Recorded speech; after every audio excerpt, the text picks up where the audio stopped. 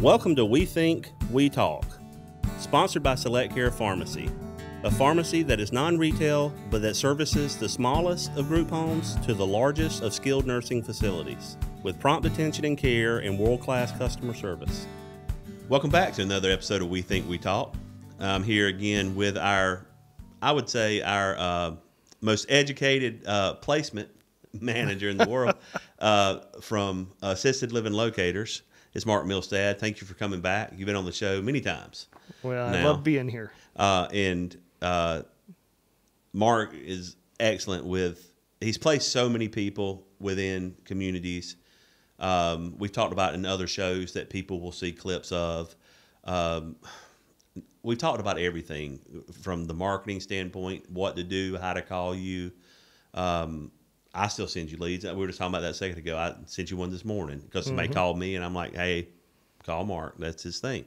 But what we wanted to do, and we had mentioned it on the very last show, that we'll go into specific topics, things that you have seen, good and bad. So I want people to understand that there's the right way, there's the wrong way, and there's sort of that gray line.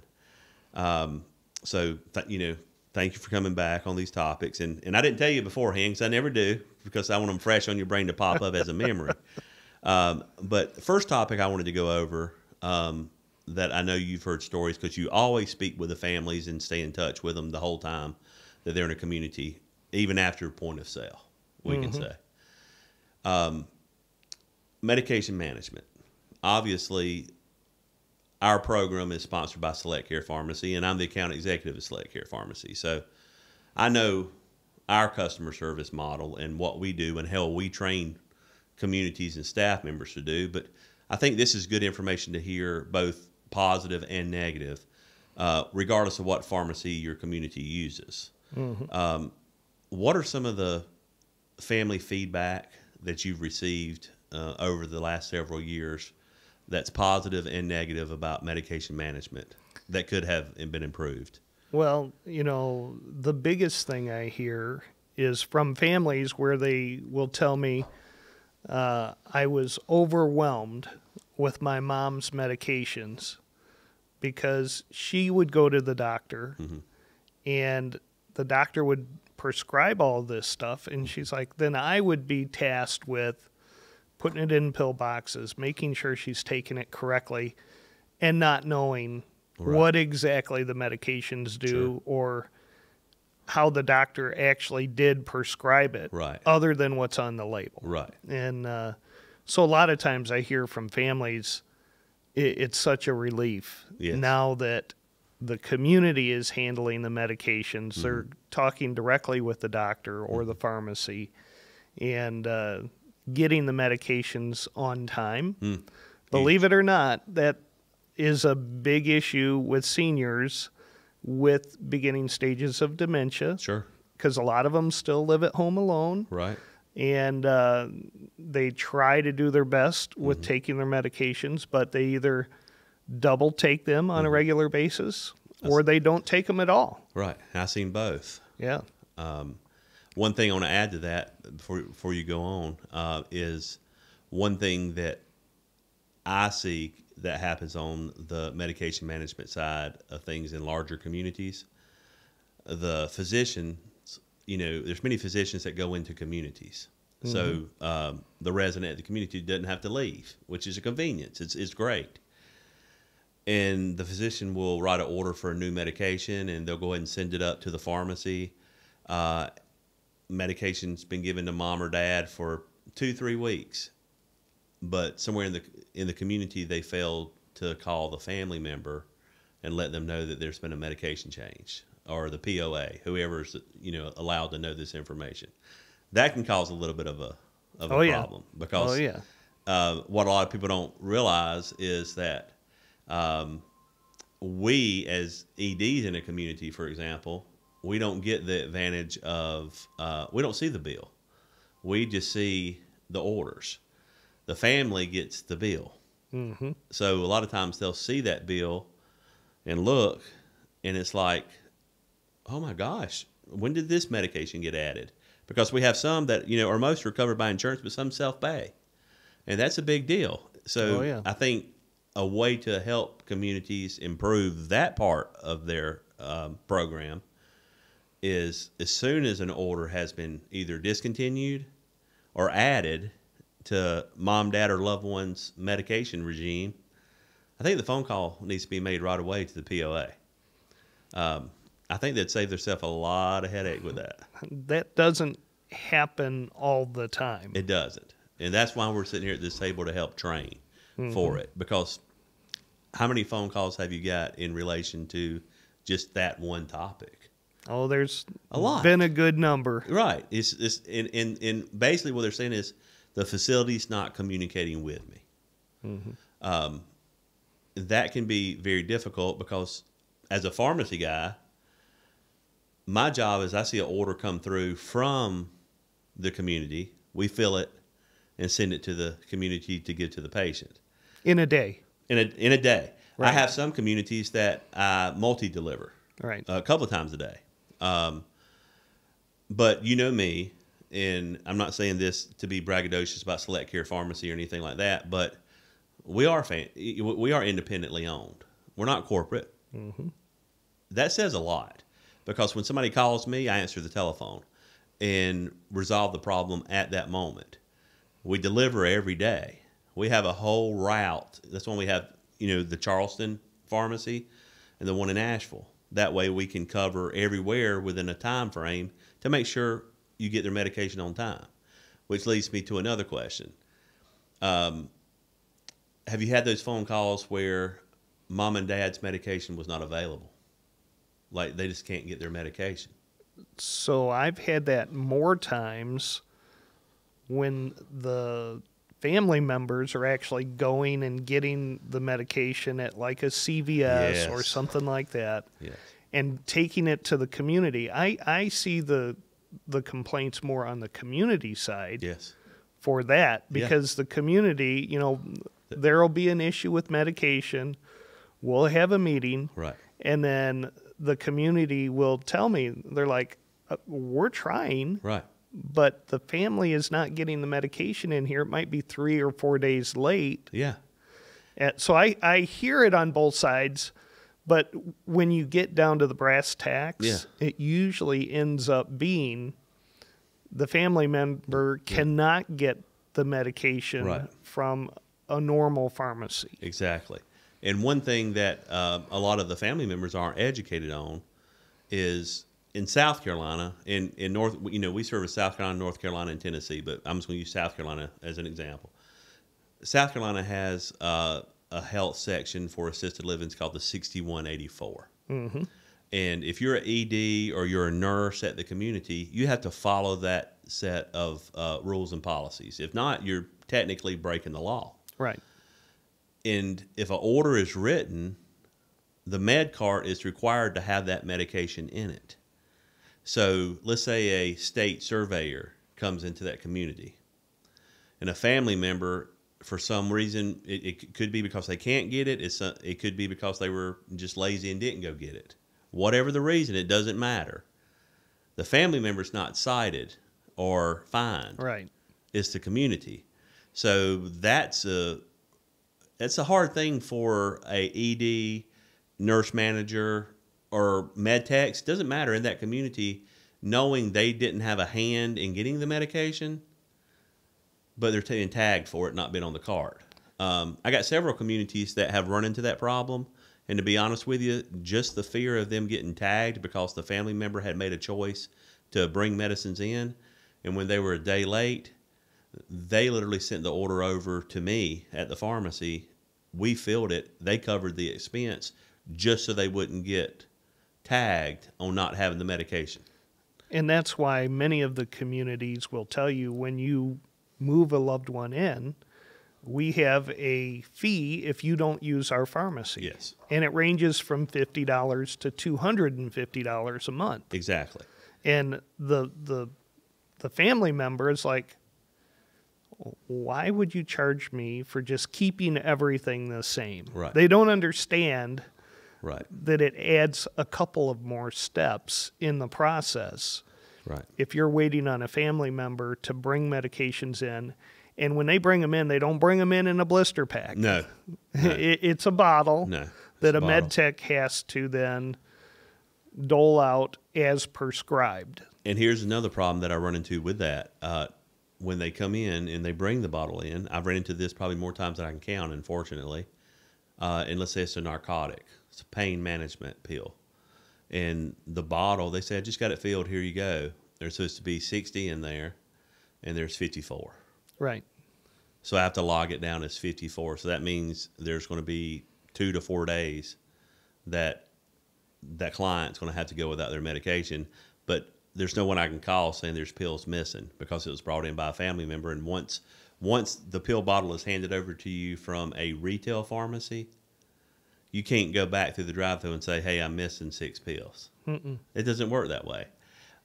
One thing that I like to do to our clients or potential clients when I'm trying to talk to them about Select Care Pharmacy, and what I do is I say, listen, to keep you compliant in the 6184, if you can convince, a majority, never 100%, because you're going to have exceptions, and that's fine. You don't have to use this, but it's more convenient. But what I add to give addition to, sort of to motivate, so they don't get tagged on that part of it, because they're quick to tag on. That's the easiest tag you can get. It's just simply not there. Mm-hmm. And you can't just make it appear. Is if you're willing to do this and promote the pharmacy and get a majority of your clients on it so it can be regulated, I won't charge you like the big corporate pharmacies will for all your training. I'll come in and do your med tech training as many times as you need it, and come in and do pharmacy or training, or even the 6184 training, and not charge. Where a lot of big, corporate size pharmacies charge for each one of those things. Mm-hmm. Some even charge for their quarterly review that we're required to have by the 6184. Mm-hmm. So I have found that to be a pretty good incentive, because I like training anyway. I think you can't have enough training, and that gives that community incentive, because that saves them money too, not having to bring in or pay additional money to a pharmacy for training. And I try to make everybody convenient. But back to what you've heard, a lot of folks ask you, I'm sure, when you're talking to them, suggestions about, because you see the paperwork, should I use the community's pharmacy? Mm-hmm. What's your response to them on that? Absolutely. Yeah. Every time. Yeah. And, the biggest problem I have with that is some of the veterans get their medications from the VA, and it's more of a bulk It is. type system. Right. So in those instances, both my hands, the family's hands, and the community's hands are tied. They are. But many times the client will go ahead. Their biggest concern is that it's going to cost them more money in deductibles. Yes. And I try and tell them, in my experience, it's the same. Yeah. It's whatever insurance, whatever their copay was at a retail pharmacy, your non-retail pharmacies that most assisted livings use, our computer system's the same thing. And to be quite honest with you, I know in our case, I can't speak for every pharmacy, but sometimes we'll run across medications that is actually cheaper if they just bought it than their $10 copay. Exactly. So instead of me charging their insurance, I'll just put the $3.50 on the bill, the actual cost of the medication, because I try to be very aware of any client's financial situation. A lot of people, they just run it through the computer, and whatever copay it is they say. We actually take the time and look. Right. And honestly, I don't know over the years how many thousands of dollars we've saved clients by just $3 or $4 here and there. That adds up, because there is such thing as a donut hole where they don't qualify for anything and they have to pay out of pocket, and that really does hurt them. So I'm glad to hear that you suggest having a non-retail pharmacy for your clients to use. It takes a lot of burden off the family, and we also can educate them. Well, it surprises me that families still want to hang on to that Yeah. and run to CVS, and they'll say, well, it's an excuse to come up here and visit my mom or dad anyways. Right. What they don't understand is that it opens everybody up for a little bit of liability and a lot of confusion. Yeah. And, I've seen the blister packs that you guys use, Yes. as well as the little cups. You have. And to me, that is just such a better way It to is. provide medication, because you can look and see, okay, here's the morning dose, here's the afternoon dose, and they're all gone. And the list on the back of it tells you exactly what you're given, each medication, how it's to be given. I mean, the rules are there inside the book, on the cup, ever how you need it is there. Right. From a safety aspect, my personal opinion, and families certainly have the choice to do what they want to do. But with a good program in place at a community, whether it be with us, Select Care, or someone else, but you have a good, solid foundation with your pharmacy, I see less mistakes, less begging, pleading to get the medication brought in. And really, when a community has a great relationship with their pharmacy, the pharmacy will go over mountains to help them all throughout the building, just way more than just pharmacy needs. Because what a lot of people don't realize, non-retail primarily caters to assisted living, skilled nursing facilities, to treatment facilities, and boarding homes. So we've seen it all. And I can give families advice, but also I can train in other areas that they just don't have time to anymore, because right now communities are really, really working hard to keep staff and without trying to pay overtime. I read an article, and I won't say what organization this is, but still coming out of COVID, 2022, it's a big assisted living ownership lost $55 million. Ooh. Because of several issues, not just pharmacy issues. I'm talking about because trying to come out, employee retention, all of that, which leads me to the second part, because I want to talk to you about the pharmacy, and I think we understand that, but it's a huge part of a program that if you don't have a good pharmacy, this is just basically what everybody needs to know, or you're not happy, look, call me. Even if I can't service you, even if you're outside our area, I will happily find a pharmacy that can give you the world-class customer service that I'm used to giving. Because your program and your whole community will run so much better. And we like to do things. We like to do trainings and things because our name means a great deal, and regardless if it's me or I have friends that work at other pharmacy, we put our name on it, Oh, yeah. so that's a big deal. But another big topic that I really want to dive into hard, is you become friends. And we spoke on this a little bit, but I want to really focus in on it now. You really get to know the staff that work directly with the residents.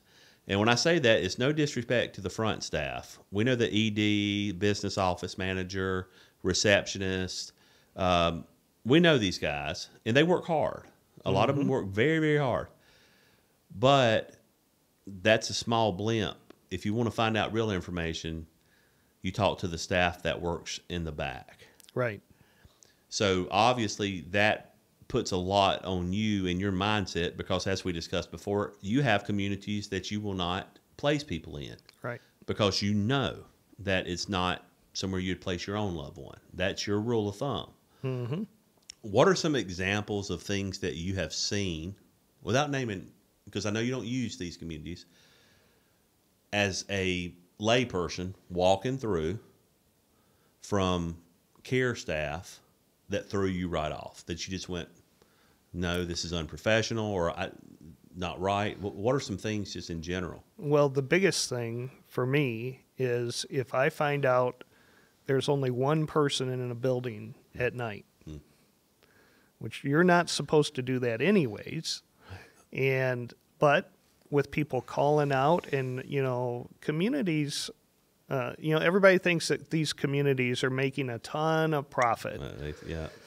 And in reality, they're counting their profit in dollars or cents, Yes. not in hundreds or thousands. If you lose $55 million and you have a lot of assisted livings, you're definitely not in the green. Mm-hmm. I mean, you're losing money and it's coming from somewhere.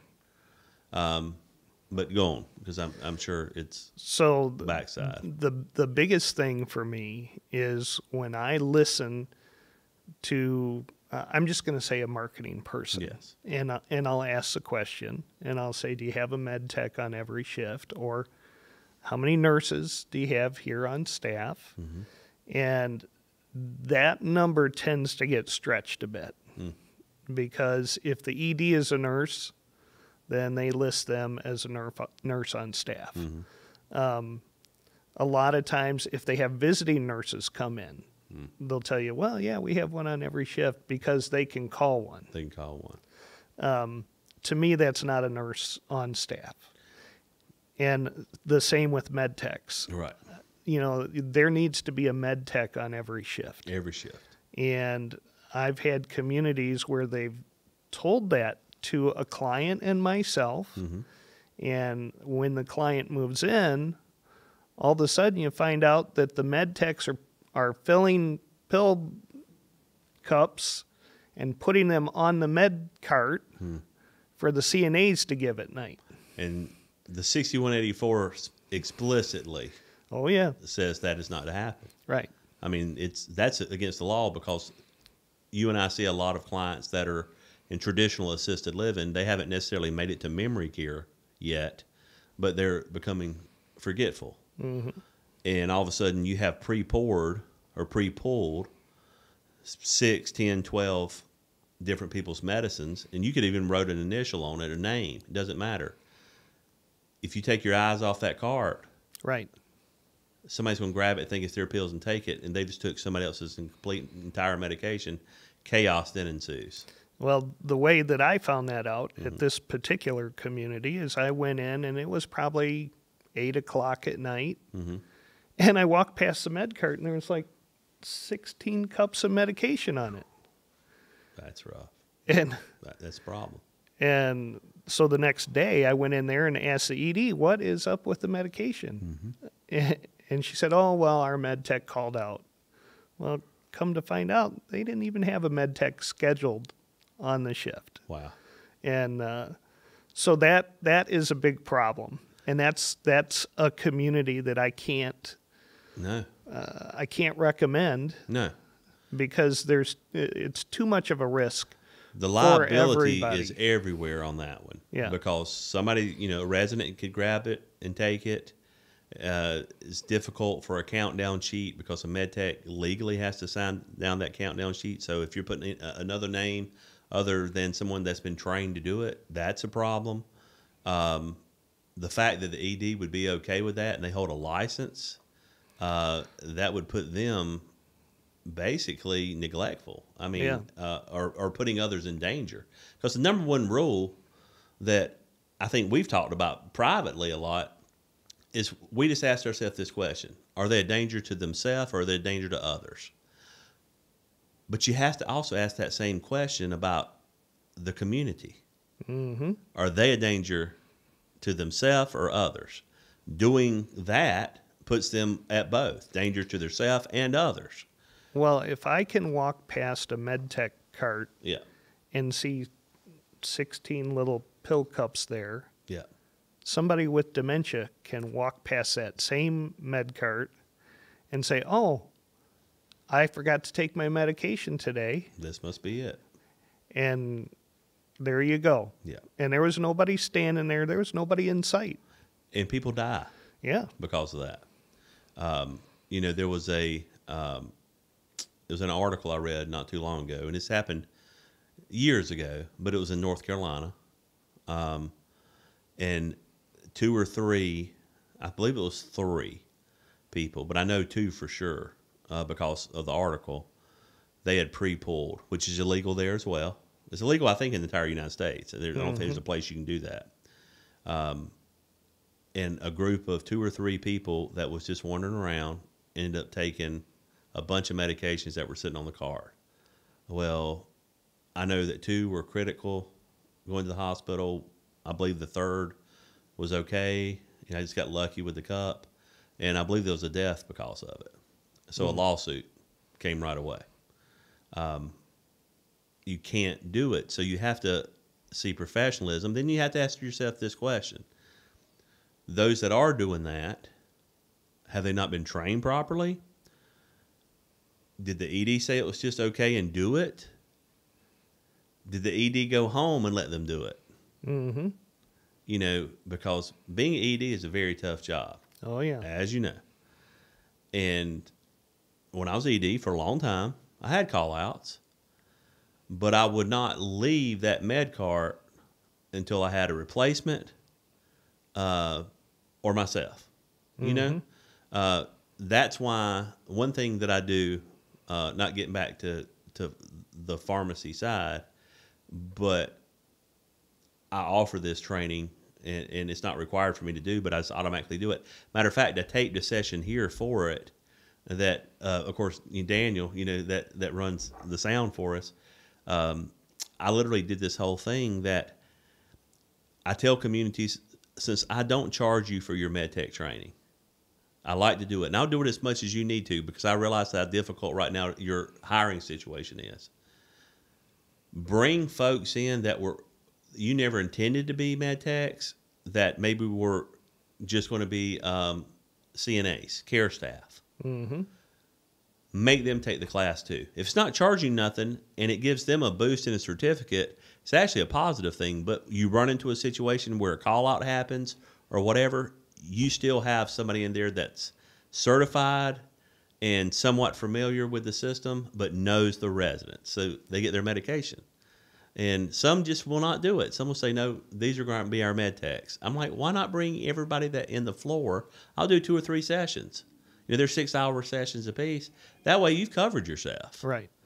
It seems pretty simple, but doesn't happen that way all the time. So that's one thing that I really appreciate about you doing the med tech training, because I don't know if you even recall this or not, but you did a med tech training for the franchisees for assisted living locators in North and South Carolina. I did. I forgot about that. I did. I forgot about that. Yeah. And I have seen things since then because of that training. Yeah. Like walking past a med tech cart with the pill cups on Yeah. it. Maybe that would have never fazed me. Probably not. Because Before that you wouldn't training. have realized it was not against the rules. Right. And yeah, I know I had forgot about that. And I think that was a great training. You know, we did that, you know, via Skype. Mm-hmm. And I think a lot of people took some information away with an aha moment. Yeah. Not really realizing how strict the rules and laws are there. But going back to another thing, since you do see all the care staff, does it set, do you, how do I say this?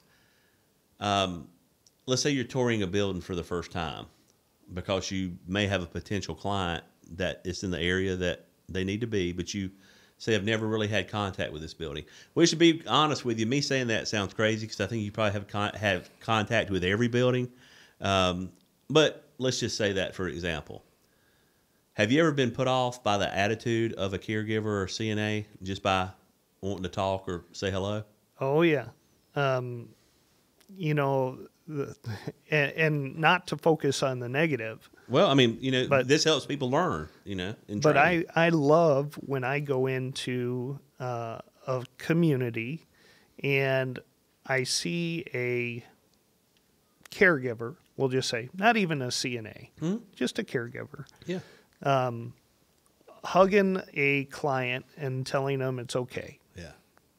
Or asking them a personal question about a child or family member, because you know that those caregivers are in tune to those clients, and you really can glean a lot of information just by listening to the interactions between a senior and a caregiver in a community.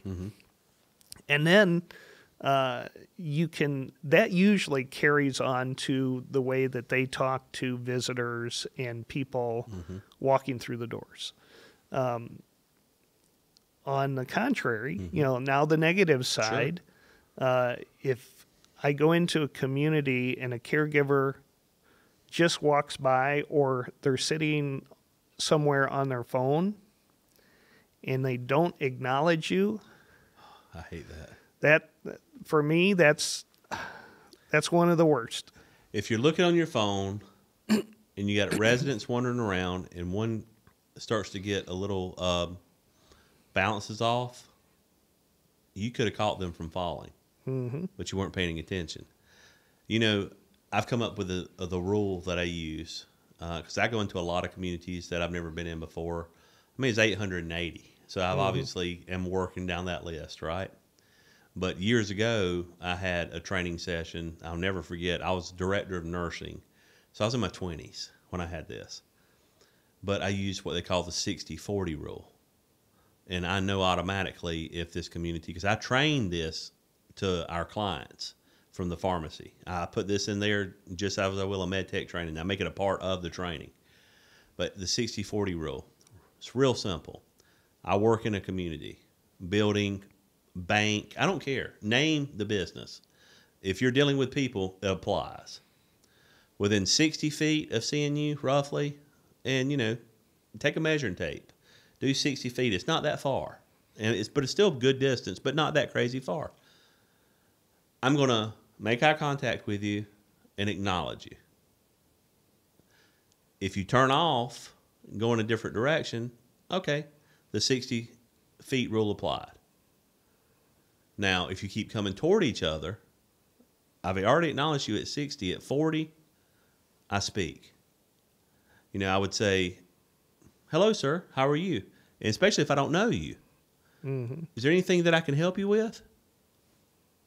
That automatically shows me that a community has been trained for professionalism. And it does another thing that people don't realize.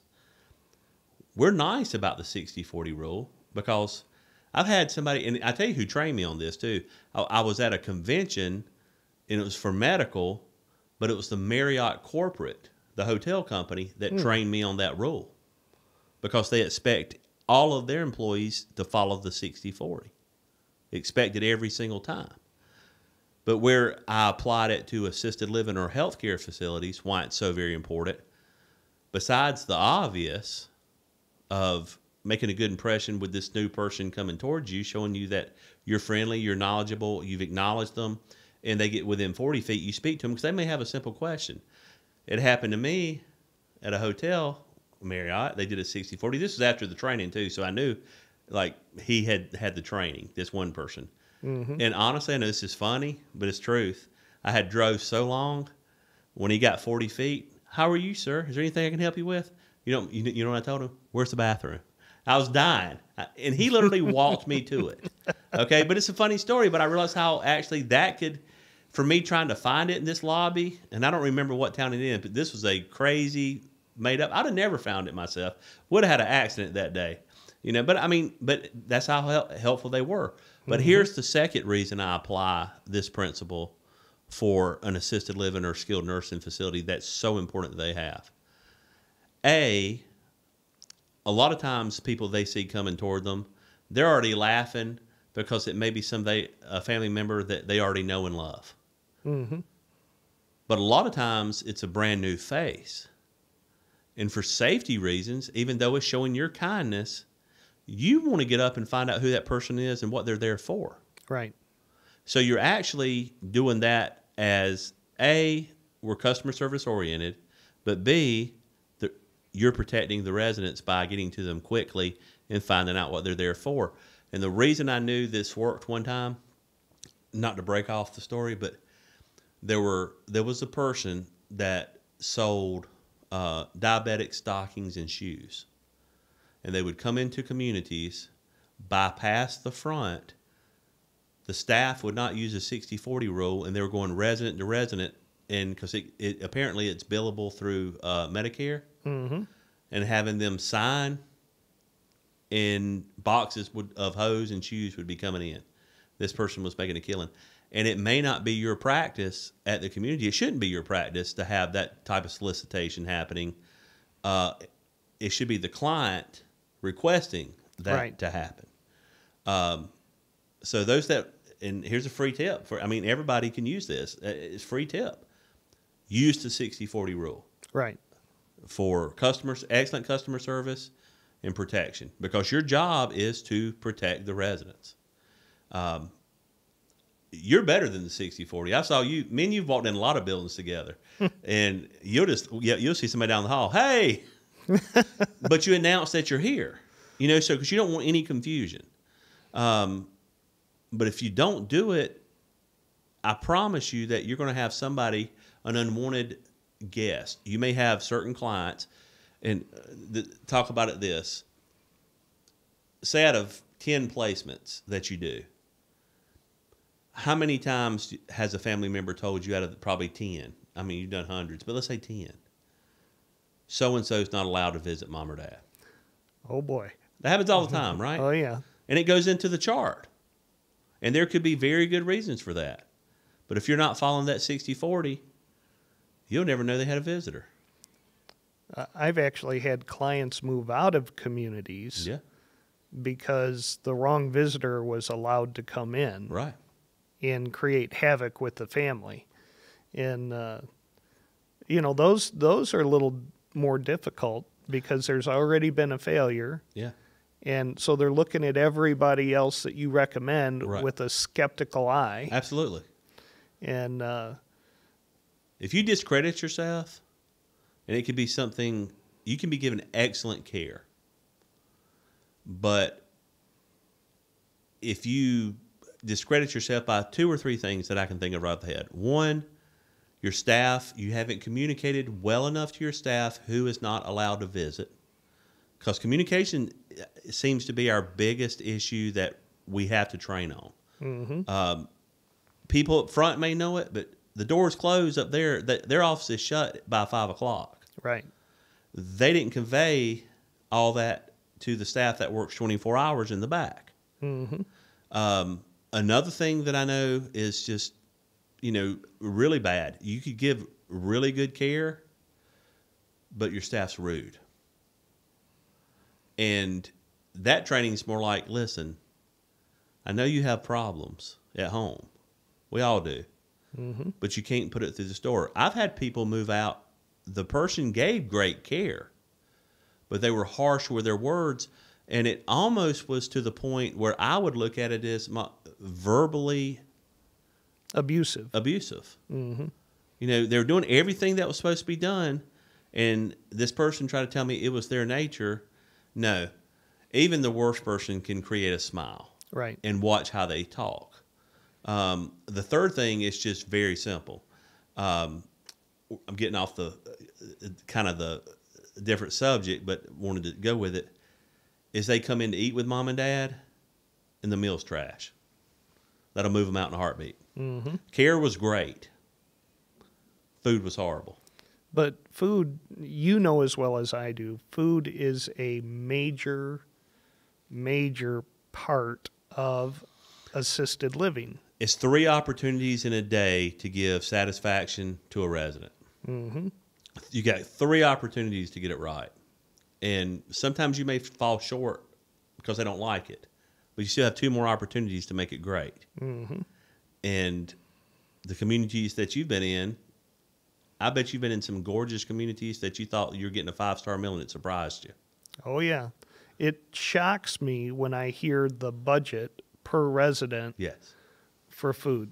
Yes. See, a lot of people that will listen to this haven't been on our side. They're listening from my outside, maybe because, loved one, mom, dad, whoever. At communities, when we do a budget, we literally break it down. We know how much food costs per resident per day. We break it down that hard. And honestly, if I was a consumer looking for somewhere, I'd ask the question just like that. What is your budget allowance for my mom per day on food? The answer they give me will show me right away what type of food they're serving. I have seen it as low as $3 and something cent per day per resident. Well, currently, yeah, and this is a little different time. yeah, a little different time. Currently, Yeah, on the low end it's 4, right, on the high end it's 12. exactly. And just try and go anywhere and eat one meal Right, for $12. right. And that's the high end. That's right the now. high end. I know the number that I like. If I hear $8, I know the food's solid. $4, they're not going to be happy. No. Now, the price of food has gone up greatly, and you talked about some of these facilities are working off profit of pennies. But if that's going to cause a move out, it's even going to hurt it worse. So one of the very first places that you can start with is looking at your budget, maybe wiping something off the budget that you're allocated a lot of money for, but you don't really need, and put it back in that food service to see how quickly people become happy. And happy people help bring in other people.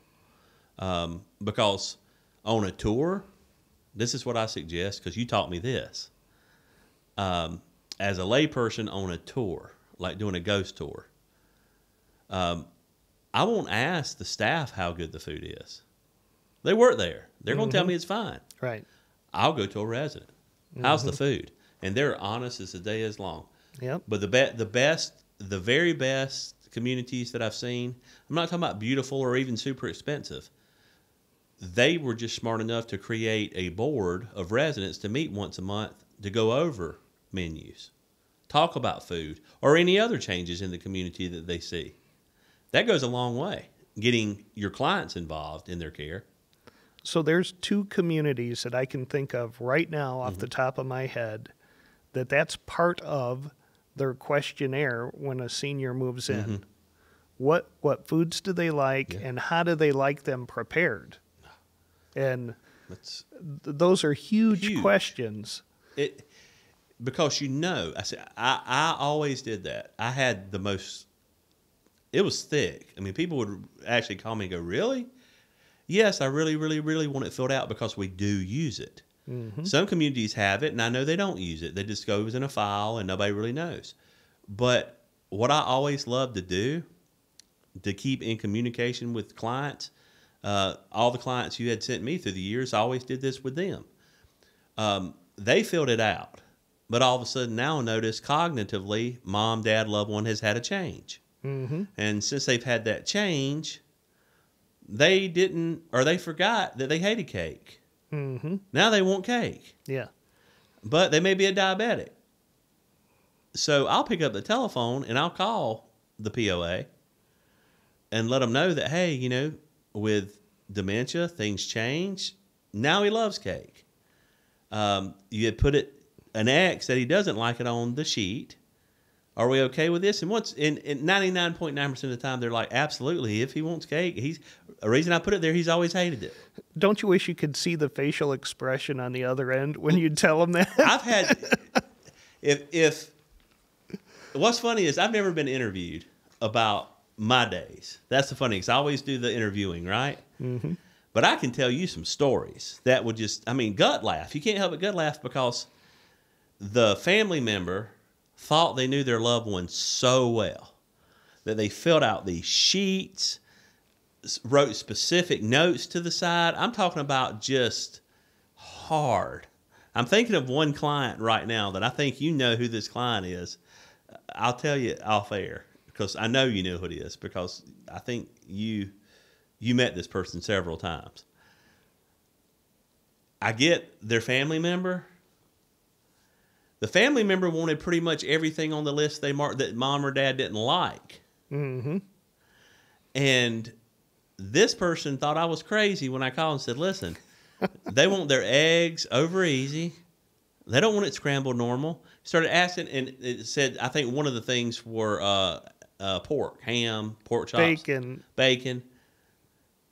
They wanted it all, you know. So I called this family member. I know the jaw dropped on the other end. And here was the response. Andy, I know you're a stand-up guy, but I'm just having so much trouble believing what you're telling me right now. And I said, okay, POA, do this. I'll meet you in the parking lot at 7:30 in the morning, if you can. And they could. We're going to stand at a door so your loved one doesn't know that you're there, and I want you to watch. So this person came in, met me there. We stood at an off angle where none of the clients could see us, and she watched her loved one consume bacon. Came back around lunchtime, and I think it was a ham and shredded potato casserole.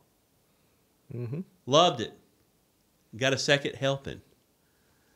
Could not believe it. And then I had to explain to her, I said, listen, I don't know why. I don't think any of us know why.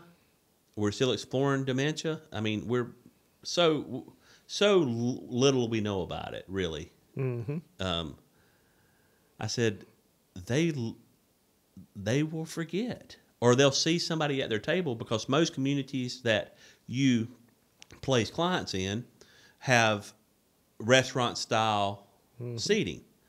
So that's an opportunity for them to socialize. And believe it or not, people that haven't dealt with this, and tell me if I'm wrong, but at those tables are certain cliques. They make friends with each other. Yeah. That's a big deal. That's my chair. That's always my. If somebody else sits in that chair, they're going to say, that's my chair. It's like sitting in the wrong pew at church. It's the wrong pew. It's the same concept. But how it changes their appetite, what they need, things like that, it just becomes unbelievable. And a lot of times it's simply looking across to their friend, and their friend's eating something different that's on their plate.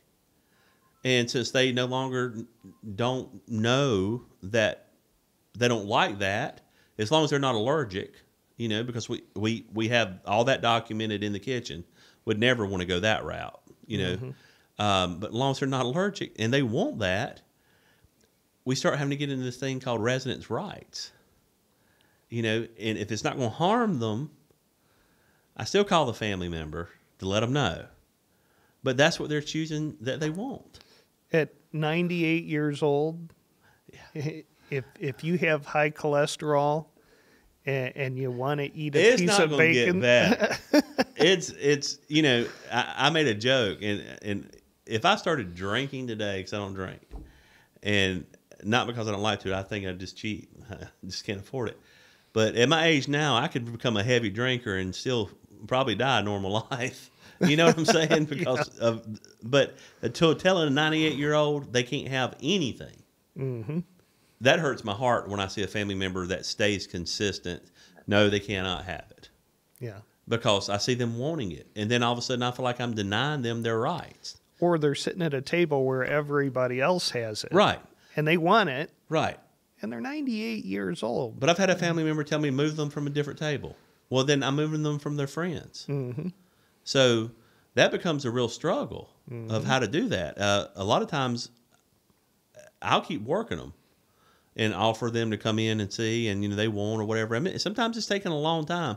Usually I can get it turned around eventually, but it becomes tough. But the problem is when dementia is settling in, they can't really speak up for themselves to their loved one. So you're trying to be the mediator here. Mm-hmm. Which I know you are the mediator all the time. It's hard.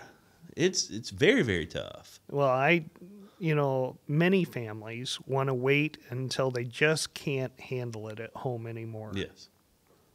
And a lot of times I'll have the conversation with them and I'll just say, you know, I understand, you know, you feel like there's no better care than what you can provide at home. Right. But why not move them in while they're still cognitive enough to make friends and have a social element that they can bring with them into dementia where they've already made the friends. And I love going to the dinner table and watching 5 seniors sitting around. And, you know, I'm very intimately involved with one of the communities. Yes, absolutely. And I love watching those ladies Yes.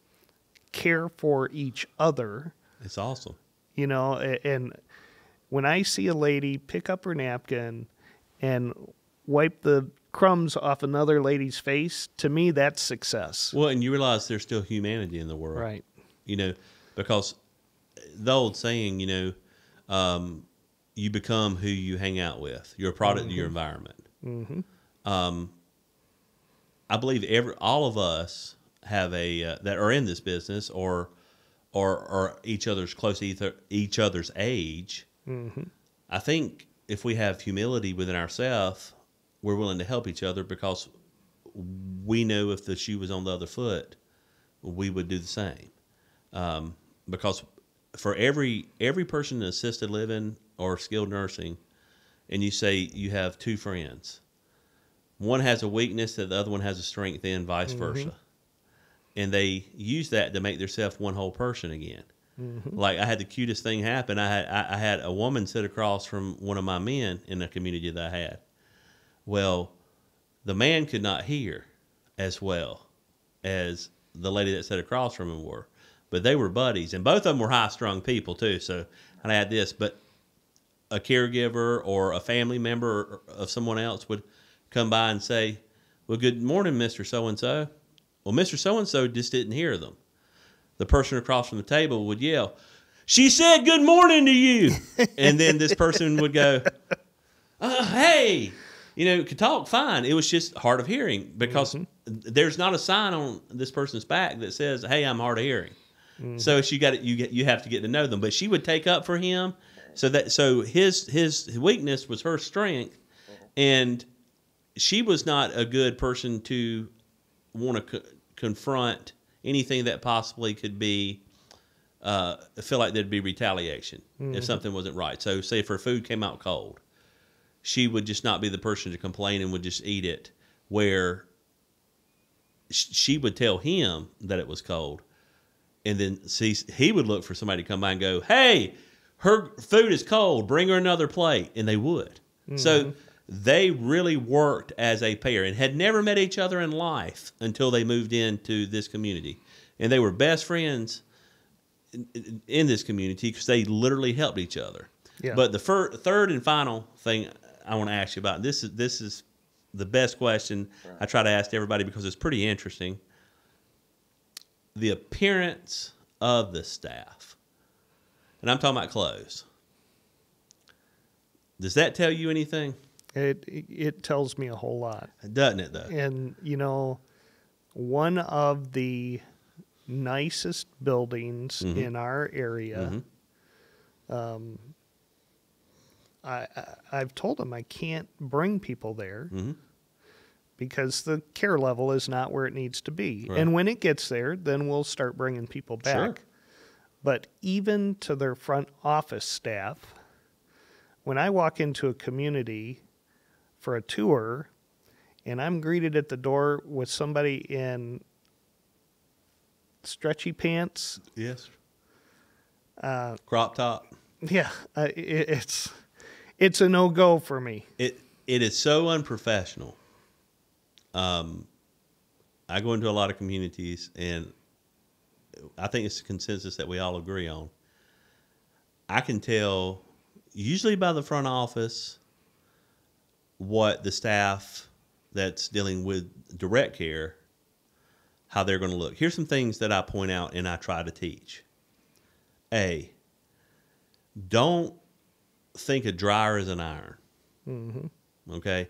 Even if you're wearing a uniform, which is really convenient when you're doing this type of work because you don't have to try to find outfits for every day. And they're usually built more durable because, you know, caregivers, CNAs, and medtechs work hard.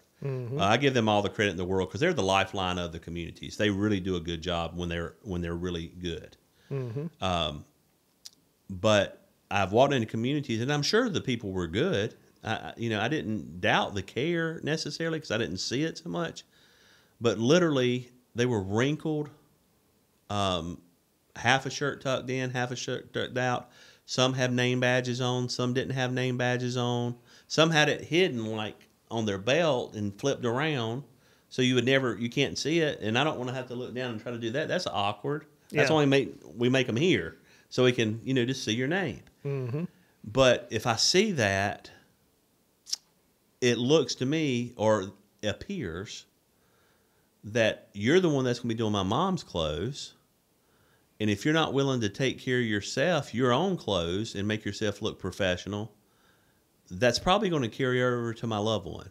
Mm-hmm. So, and how many times have you seen this? This is not just like a one-off, is it? Oh, I'll tell you, I love the communities where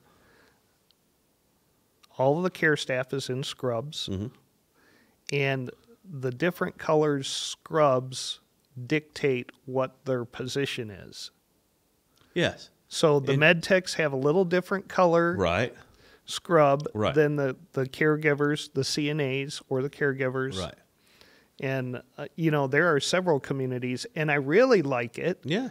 when they're logoed scrubs. Yes. Because that Love it. means that the community itself is interested in how they look and their professionalism. And outside of work, because most leave and they'll go by, I'll use Walmart, for example, or grocery store.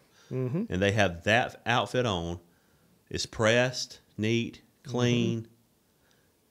Other people see that, and what people don't realize, or the person themselves doesn't realize, people are reading where they're at, seeing how neat they look.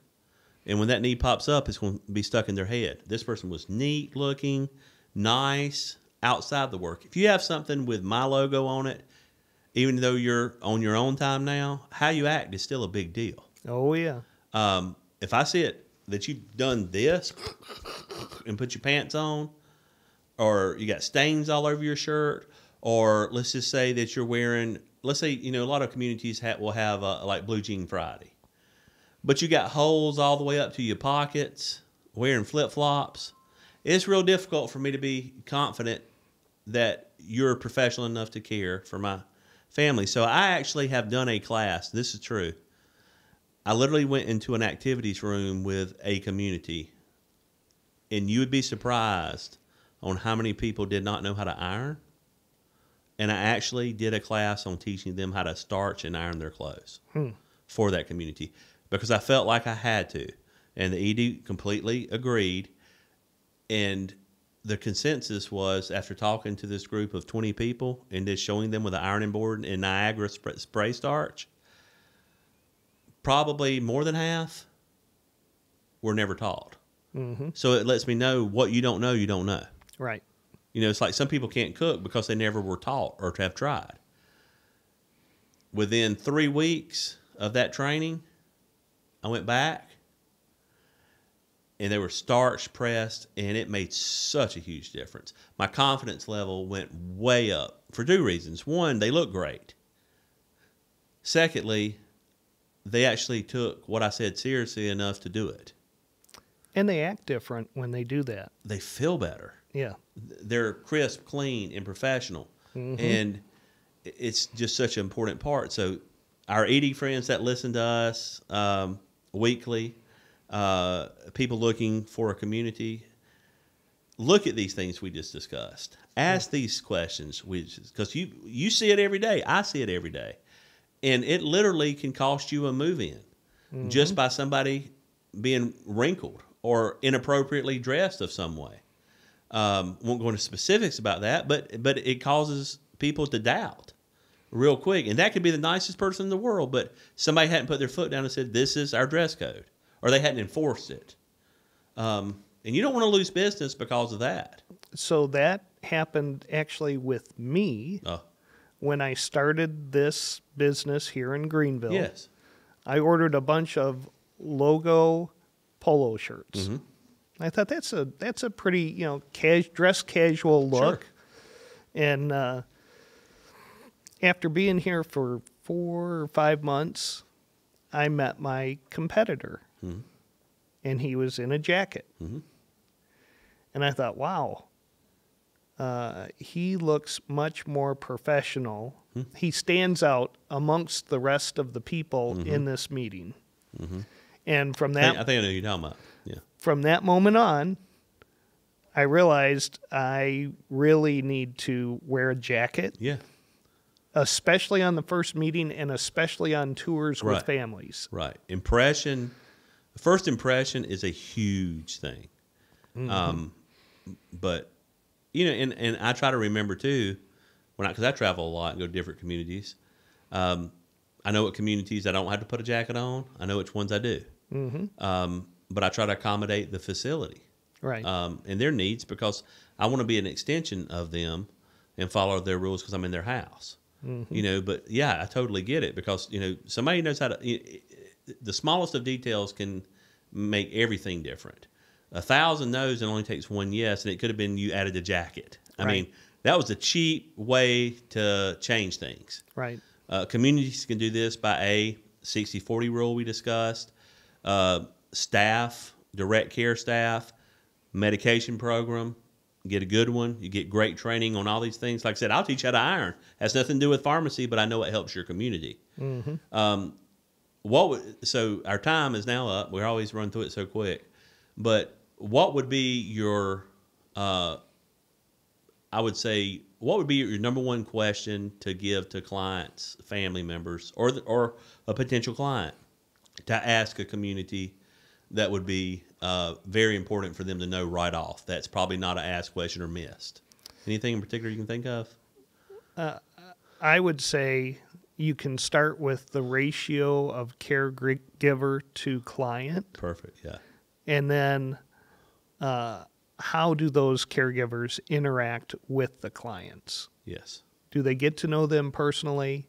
Is it the same caregiver Monday through Friday or even on the weekends? Yeah. Because a lot of them, you know, they have a rotating shift. So Right. you get the same caregiver like 5 or 6 days a week, and then on their off day you get hopefully the same alternate caregiver. Yes. So if communities staff in that way so that the caregivers and the clients both build a relationship, that's important. And you can ask those questions, and maybe not at the front desk, but as you're doing a tour and you're talking to the residents, because that's very important. Talk to the residents. Absolutely, 100%. They will give you so much information. Yes. You won't need to ask any more questions. No, you know what's happening. And you know, you can sit down and they're more than happy. They want you to talk to them. They do. They do. And just say, you know, if you're on a tour, just say, "Hey, can I stop and talk to this person for 5 minutes?" Right. And you'll get probably more out of that tour in 5 minutes Yes. than you get the rest of the hour on the tour. I agree with you 100%. That's exactly what I had in my brain. I had two things. You do that. You talk to the residents that currently live there, insist on it. And another thing that a lot of people don't know that they can do, and it's required by every community to be available to view, is their last DHEC inspection. Now, I do want to caution people, though. Every community, even the best, will have citations, and they're minimal. So it's nothing to be concerned of for your family member. But you also could read, and it could be more serious violations. And if you ask for it, because I can't quote exactly how it's written in the 6184, but it's a book should be out near the lobby or an access to anyone. And it will tell you what will be marked out are possible names of residents and charts. But you can see what rules or violations they need to adjust or need help with. So you can look through that and then ask, have these been corrected? Has this been addressed? And that will be a great way for the community to know that you're really, really serious about the care of mom and dad, because you're looking at that book. You know what to look for. So that, I think, was better before COVID. Yes.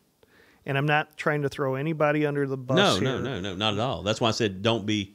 You're going to see something, so don't Right. let that fool you.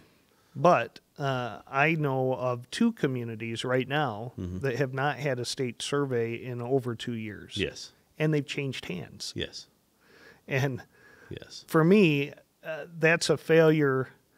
And I understand DHEC is overburdened. They are. But They're overwhelmed. it's a failure to not have a survey, Right, especially when there's a change of ownership. right.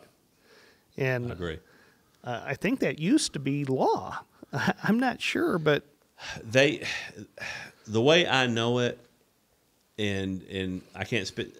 I like everybody at DHEC. I've made friends with them. I've known them for a very long time, and Lord knows I have been surveyed so many times by all of them. They've slapped my wrist so many times that I'm surprised I still can use my hand. for good reason, though. Absolutely. I appreciated them. I would actually call them for advice before I did certain things to get their input. So I realize what they're there for. They're there to help. A lot of people look at them in a negative fashion, like, oh, here comes DHEC in the building. I never was that way. And I was transparent with all the staff about what their suggestions were that we change to help be compliant more so in their eyes. Because it's just, their number one rule is just for the safety of the residents. And if you work that relationship, it works both ways. They will help you if you ask. But you have to ask. They can't have a crystal ball and know what you think you need. Call them. They're good, but I do know their requirements. Buildings that have had significant Class 1 violations, the reasons possibly those 2 buildings have not got touched yet because they probably have performed well or better than the ones that they're really having to micromanage now. And I know they've hired more people, and there's a lot of people retired from DHEC, in government in general, actually. Right. So it's going to build back up, and they will get hit with those surveys, but still ask. Even if it's been 2 years, still ask to see their last one, because that'll give you just an idea. Because what you want to do is just read it and say, medication put in wrong drawer. Could be a citation for that, and you could simply ask the ED, has that been corrected, or have you had a training on it? And they'll tell you yes or no, and they can actually prove it because they've had to write a plan of correction if they got cited for anything. So ask to see that. And it shows how they're going to do it, who's going to do it, and when they're going to do it. That's the questions they have to answer. In a good community, we'll be happy to show you their book, because like I said, you won't see a perfect book, maybe once in a lifetime, but you'll see things that are just normal. And that's all you want to look for. If you see something egregious, to back away. Yeah. You Normal is an exit light out. Or exit light out. Crumbs in the toaster. Crumbs in the toaster as they were serving breakfast. And honestly, it could be medication put in the wrong drawer. Doesn't mean that it was given wrong. It's not anything. It's just in the wrong space. That the they wrong wanted. drawer on the MedTech cart. On the cart. It's still Right. locked. Everything's Right. fine. Nothing was in danger. It's just they want certain things with certain ways. So, it's little things that that can be easily changed. But you can read some that are big. And when you read that, like, elopements and things like that, then to kind of ask the harder questions and start taking a look at more communities. It's a great way, and it's available to the public in their lobby. So, speaking of the MedTech Yes. cart, we started there. Yes. We'll end there. Yeah. Let's end with that, because the other thing that I really like, and I ask this, Yeah. and it's an off-the-wall question, Sure. is I ask them how their Wi-Fi is throughout the building. Oh, yes. And the reason why I ask that is not because I have seniors that want to get on YouTube in every Right. part of the building. Right. I ask that because if they're a good community, their MedTech carts have a laptop on them Right. where they're scanning the medications, Right. and that needs to have service wherever it goes so that data is immediately uploaded to the pharmacy server. Yes. They got their medications this time on this date, and that's why the Wi-Fi is so important in a community. It is. And if you're having trouble with that, one of our good friends of the show, Bill Vickery, call Bill. It's very cheap. to get extenders put in the community. I'm talking about very cheap, and it'll make all the difference in the world. And your staff will be greatly appreciative of it because it shows that you've listened to their concerns or tried to make their life easier. Right. So, once again, thank you for being here. Digging into the specific topics, because we've been broad a lot, but I like going into specific things because I hope that some of the communities that listen to us have heard what you see and what I see, and they may want to be on a list, a good list of yours, to promote and bring people to their community.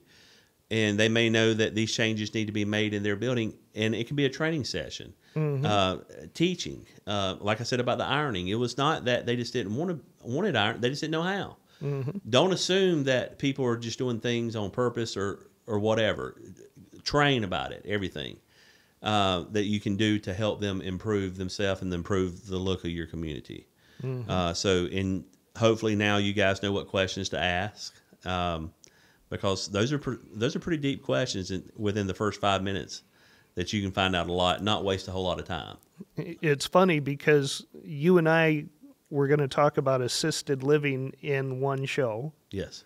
And now it's turned into a trilogy. It's a trilogy because there's just so much information that needs to be shared and that could help some struggling communities that they're just overlooking or not thinking about. And also the same information will really, really help clients that are now in need or looking of how to start to go about this. Because like I said, when you don't know, you don't know. Right. But once again, thank you for being here, being our expert on all that you see, good and bad, because it helps. We need to know the bad so we can be in the good. Right. That's just a fact of life. And we do that as we raise children. We're just trying to do that with communities and not fuss about it. And we're not giving citations. We're not DHEC. We just want to make them better so the residents have better quality. Right. That's all the goal here is. And I think their census and their profitability will rise if they can do some of these simple things that are being missed. Right. But once again, everybody, thank you so much for tuning in to We Think We Talk. I appreciate everyone that views this as always and hope that you get the information that helps you out within your community or make a good decision about a community. Certainly email me if you have any questions at andy@selectcarerx.com. I'll be happy to answer any questions, or if you have anything for Mark, shoot me an email. I'll make sure I send you his information. But until next week, God bless.